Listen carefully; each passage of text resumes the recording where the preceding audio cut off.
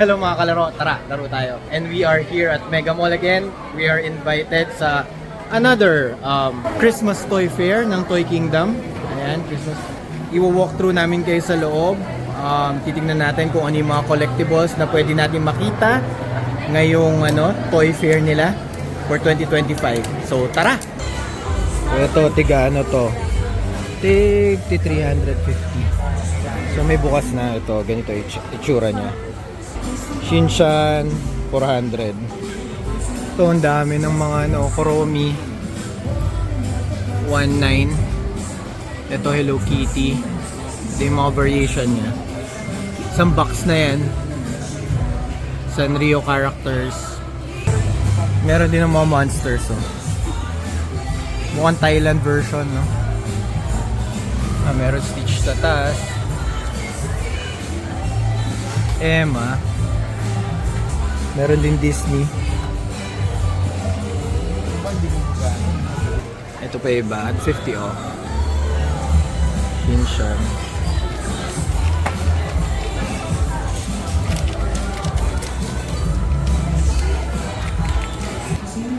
Mga Ninja Turtles. The Last Ronin. Kaso lang bukas siya. 424. Yeah, bukas.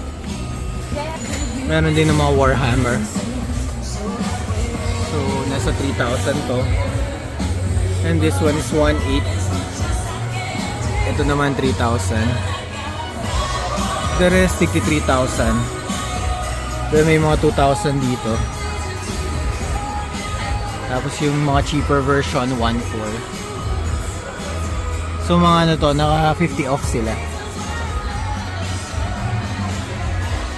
Ito yung mga turtles. Meron silang Raphael for 1,500. Then they have Leonardo. Or rather Donatello pala. Color purple pala, 1,500. And then ito si Leonardo. Ganda nila. What else? Meron din ng Fantastic Four. 1,500. Then may mga DC Multiverse dito. Hindi ko alam ang line. G.I. Joe at 1,800 each. Meron din silang Beyblade. Pero 10% off lang. Okay, so 10% off lang. So yung mga usual na mga kotare katulad nitong CX-03 nasa 585 siya from 650. Pwede na. Hindi nyo na kailangan maghintay ng sale, ng TK sale para maghintay ng 10%. Dito may 10% na sila. Ayan, ito yung mga available nila.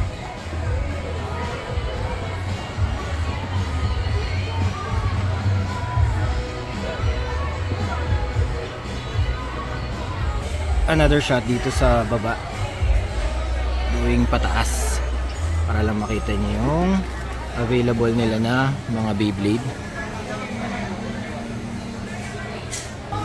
Meron din silang mga Marvel superheroes like Spider-Man. Ito, Iron Spider-Man at saka Iron Man. Ito 450 siya.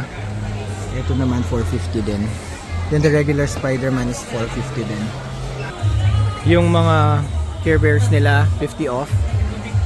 Yung mga stuffed toy nila 300. Then yung malaki nasa 700. Ano pa rin Care Bears? Ayun. Yung Care Bears. So, like I've said, wala yung mga bigger set, sayang. Pwede yung like yung mga UX10, ganun. Puro mga single lang sila. Ito, may Lego din sila dito. Ito yung Mario for 5,000. And then may Disney set din sila for 6,500. So, ano na yan, set na yan, oh. Naka-wrap na sila.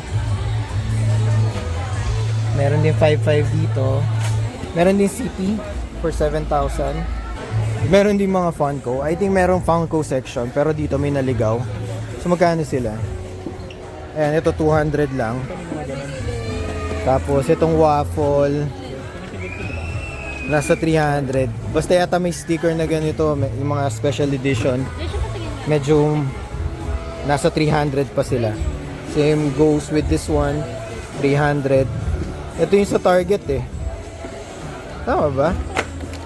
I think ito yung sa Target. I'm not sure. Tapos ito yung si Joffrey. Sa Toys R Us. So nakaano siya,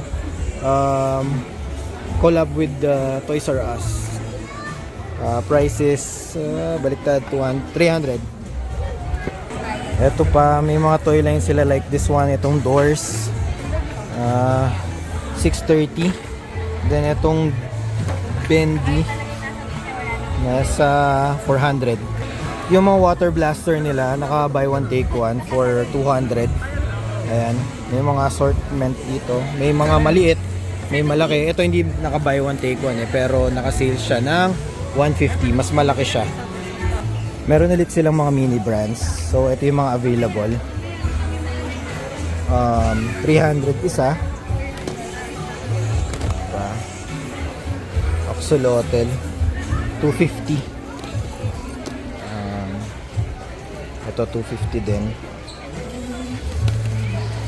Ito ba yung mga egg? 250. 275. Ayan, ito yung malaki. Hindi kasi ako familiar pero ito yung mga prices. 300. Ayan. Meron din silang Play-Doh at 50% off. So, ang mga sample nila is ayan, from 800, 300 na lang. So, lagpas pa ng 50 off yung iba. Ayan. Mga katulad nito. Nerf gun, sir. Nerf gun daw, naka-sale from 600, 400 na lang. So, Play-Doh. Ano to? From 600 to 300. So, Minions, 60% off. From 700, 200 na lang. Ayan, meron parang sitting dito. Ayan, 200 na lang din to. Ito, naka-laser blaster. Tigto 200 na lang yan. Okay na okay sa pangregalo.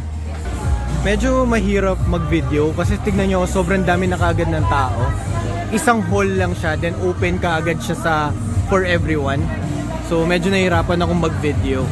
Kaya kung mapapansin nyo, medyo random yung mga tinitingnan natin mga toys. Ito yung nasa main entrance nila, yung Funko section. Ayan. Ito yung mga Funko na available nila. Iba-iba yung presyo nila eh. Merong tigto 250. Ayan, may tigto 200. So meron din silang mga Marvel Legends. So ito si Doctor Strange. So sa mga nagko-collect ng Marvel Legends, meron sila dito for 700. So meron sila si Doctor Strange, si Iron Fist, Yes, maganda. si eto Doctor Strange ulit. Puro mga Doctor Strange.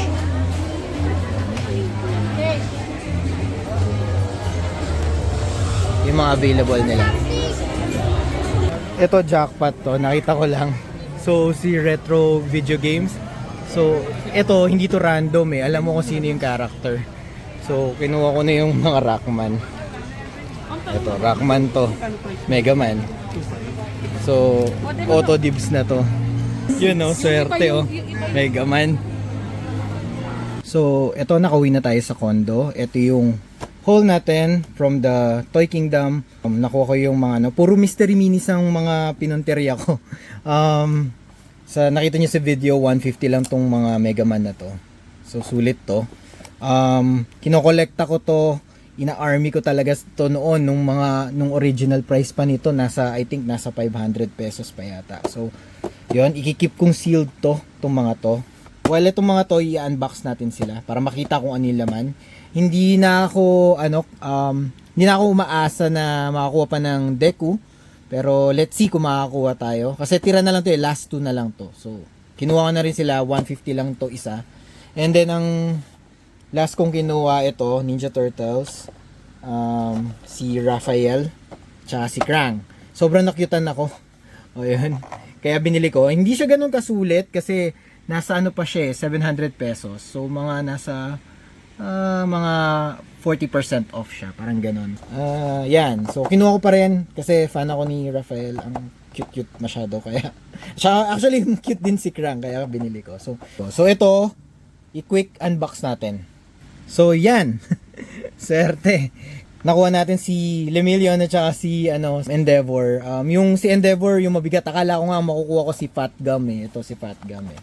Yan, akala ko si Fat Gum makukuha natin. Kasi sobrang bigat niya, tsaka parang bilog siya pag inaalob. Pero si Endeavor.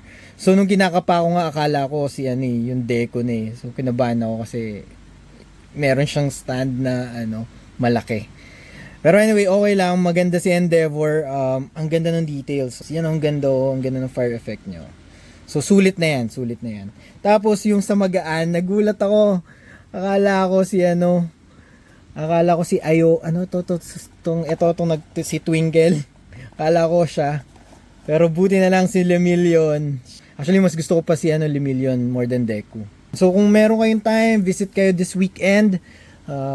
Bisita kayo sa Toy Kingdom. So, I think that's it. Till next time. Bye-bye.